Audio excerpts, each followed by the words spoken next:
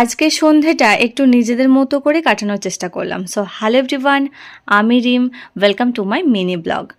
Bypass ধরে সোজা চলে গেলাম দাদার চায়ের দোকানে আলিসা বাস স্ট্যান্ডের কাছে, যেখানে আমরা বিয়ের আগেও আড্ডা মারতাম এক কাপ চায়ের চুমুক দিয়ে। অনেকে বলে বিয়ের পর নাকি লাইফটা চেঞ্জ হয়ে যায়, বিয়ের আগে যা কিছু করতাম বিয়ের পর নাকি সেগুলো হয় না। কিন্তু আমি মনে করি যদি লাইফ পার্টনার সঠিক হয়ে থাকে তাহলে তুমি বিয়ের আগে তার সাথে যা যা খুনসুটি এবং পাগলামো করতে, তার থেকে দ্বিগুণ পাগলামো এবং খুনসুটি তুমি বিয়ের পরেও করতে পারবে। অন্য কোনো দিন এই সমস্ত কথা আমি তোমাদের সাথে ডিসকাস করবো অবভিয়াসলি। এসব কথা সাইডে রেখে চলো আমি ভিডিওটা কন্টিনিউ করি। তো আমি আমার বরের সাথে চলে গেছিলাম স্মার্ট বাজার, যেখানে আমার কিছু বিউটি প্রোডাক্ট কেনা ছিল। টুকিটাকি কেনাকাটা করে বাইরে বেরিয়ে এই জায়গাটা আড্ডা না মারলে আমাদের দুজনের ঠিক চলে না, কারণ জায়গাটা আমাদের দুজনের ভীষণ পছন্দের। এই মুহূর্তে দই খাচ্ছিলাম কি আইসক্রিম আমার মনে নেই, বিকজ আমার বদ অভ্যাসটা আমি তোমাদের সাথে অলরেডি শেয়ার করেছি। যারা জানো না আমার বদ অভ্যাস কি, তারা প্লিজ প্রিভিয়াস ভিডিওতে গিয়ে দেখে এসো।